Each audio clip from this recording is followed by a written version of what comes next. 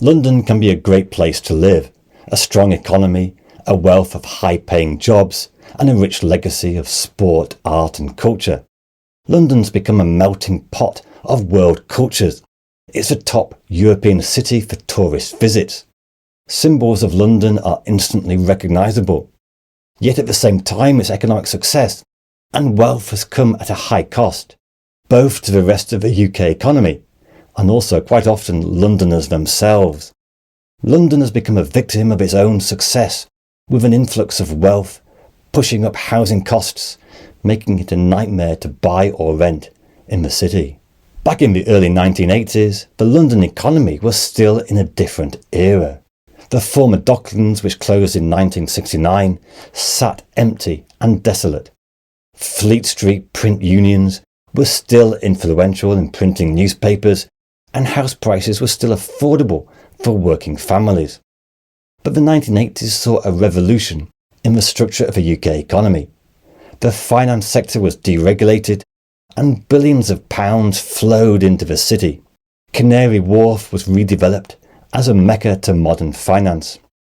Financial regulation, which had provided so much stability in the post-war period, was swept away as London was pushed to the forefront of developing new complex financial instruments, derivatives, credit default swaps. Nobody really understood, but no one asked where your money was coming from. Financial services in London boomed, drawing in more professional and graduate jobs than ever before. Yet whilst London attracted investment, jobs and growth, the impact on the rest of the economy was much more muted. Manufacturing as a share of GDP was falling. Jobs had been lost around the country. Unemployment in regions outside London soared to high levels, a scarring that took many years to address. Now, this brave new world of financial services has been great for London, but it remains primarily a London phenomenon. Whilst London is a mecca for growth, jobs and investment, secondary cities and towns have struggled to provide an effective alternative. The result is that the UK has seen a rapid growth in regional inequality. Gross value added in London dwarfs that of other regions. The few areas to prosper have been those in close geographical proximity, the South East and the Oxford-Cambridge corridor. The impact is that the UK is geographically unequal, and this is holding back the overall economy. A Centre for Cities study recently showed that the average wage in London was nearly £20,000 a year higher than towns like Burnley, Bradford and Huddersfield. The problem is that if you exclude London, the UK is a relatively depressed economy. It's poorer than Mississippi, the poorest US state. It's poorer now than many regions in Europe, including places like Slovenia and perhaps soon even Poland. But whilst London is undoubtedly wealthy, it doesn't mean that all Londoners have benefited from this rise in wealth. The high average London wages are skewed by professionals who are doing very well. But on the other side of the scale, many Londoners are still surviving on low-paid jobs and government benefits that have fallen in relative terms. The remarkable thing about London is that there's a greater range of income inequality than anywhere else. The highest paid do much better, but the poorest, 10%, get less than the UK average. Incomes of the top 10% in London are 9 times that of the bottom 10%. Material poverty of pensioners is worse in London, especially inner London, than anywhere else in the economy. One of the dark shadows over London's economic boom is the impact on the housing market. Rents and house prices have soared. Since the 1980s, the ratio of house price to incomes has increased to a record-breaking 14 times income multiple. Whole neighbourhoods have changed as families who lived in an area for generations have been forced out. The waiting list for council houses is near record levels, with many being sold off in the 80s and 90s. Even those on good salaries cannot necessarily afford to buy, but are forced into the broken rented sector. London rents have soared to well over £2,000 a month, with even one-bedroom flats going for over £1,000. In London, the average rent for a one-bedroom dwelling is 45% of gross pay, compared to a UK average of 25%. The result is an intense wealth inequality within London, a disparity between those who see a soaring in the value of their assets and those who are left out in the cold. Homelessness rates in London have soared in recent years, nearly 3 times as many are sleeping rough as in 2008. The soaring London property market has also attracted a lot of international investors. Buying up property in London is a great way for foreign millionaires to diversify their portfolios and often launder their money too. In 2023, Hamptons reported 45% of prime London property was bought by an international buyer, 23% in Greater London. Locals have been squeezed out. The tragedy is that often recent exclusive property developments on the Thames Bank often sit vacant because they have been viewed more as investment than a place to live. 1 in 3 properties in the City of London are kept vacant. Even in Tower Hamlets, the ratio is 1 in 15 properties vacant, whilst many sleep rough. Since 1991, the population of London has increased by more than 2 million people, but the amount of new properties has simply not kept up. The impact on prices is almost inevitable. The bulk of the increase in the London population has been people born overseas, immigrants attracted to London because of the booming job market. Now, when a large share of the economy is so reliant on one city, like London, housing costs can affect overall economic growth. Firms in London often want to expand their operations, but there's a real problem of struggling to recruit workers. This constrains growth and creates inflationary pressures. And for all the wealth and success of the London economy, the UK as a whole has witnessed the lowest growth in the post-war period in the past decade or so. Since the financial crash of 2008, the economy has never really recovered. True, there are other reasons for this low growth, but an over-reliance on London and over-reliance on financial services doesn't help. It's crowded out other areas of the economy. Even today, the Labour government is courting new financial deregulation for the City of London as a shortcut to more economic growth.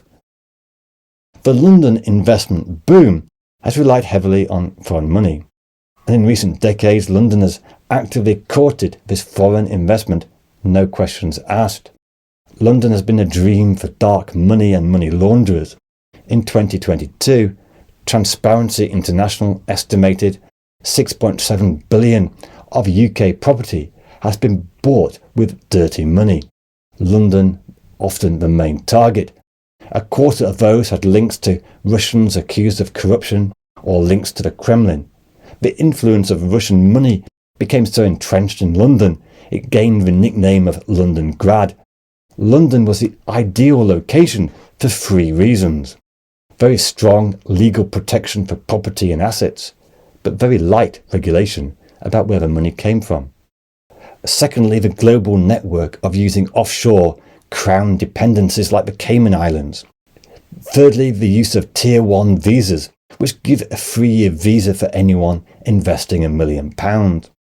Even successive legislation to try to prevent dark money has failed because of the difficulties enforcing, limited resources, and often just a lack of political will. As an added bonus, UK libel law is 140 times more expensive than the European average, enabling oligarchs to hide behind criticism using prestigious law firms. The strong ties between wealthy foreigners and the British establishment is exemplified by Boris Johnson making Evgeny Lebedev a member of the House of Lords, with the rather absurd title of Baron Lebedev of Hampton in the London borough of Richmond upon Thames and of Siberia in the Russian Federation. And it's not just Russians buying UK property, it's all around the world. The Gulf states, Americans and Europeans have all been buying up London property.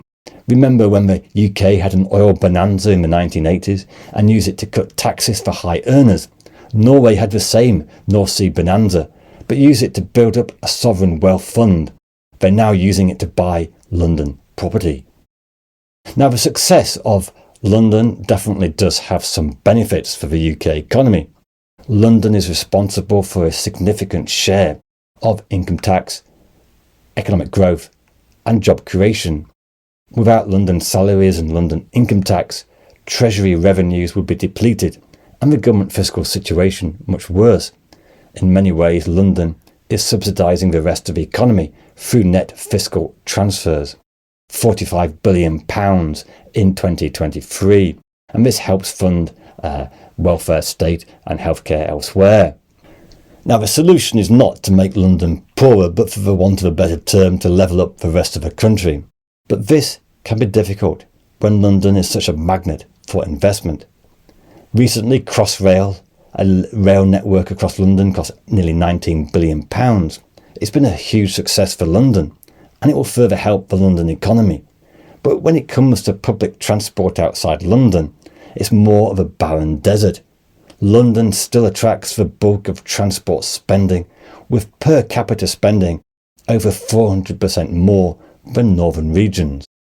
A Crossrail for the north is talked about, but never seems to happen. Leeds, a major city in the north, has been waiting for a metro system since the 1960s.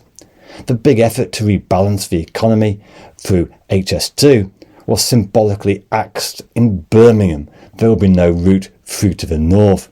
HS2 is now in effect a glorified commuting scheme for people living in Birmingham to come and work in London.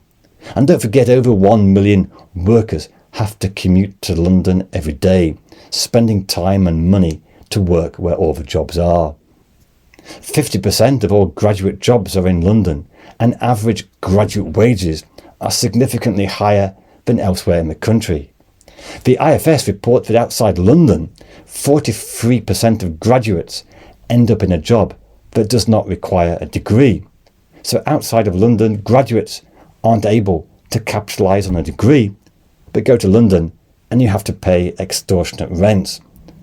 The UK can't seem to break the mould of London being the dominant place for the economy. Now, in recent decades, the US has seen a similar transition to a service sector IT economy, but it isn't reliant on one city like, say, New York.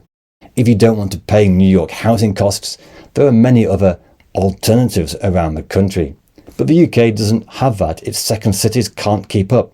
The UK is the only Western G7 country where jobs have become more concentrated in the dominant region.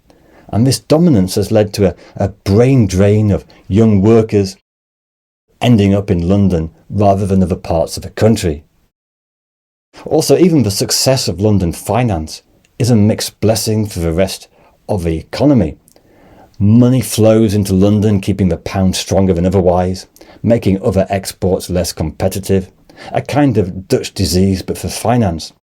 Also, London finance is notoriously volatile. In the run-up to the credit crisis, the finance sector boomed and so did the UK economy. But when the global credit crisis hit, UK tax revenues evaporated and the economy was much harder hit than other countries. The pound fell 30% after the credit crunch.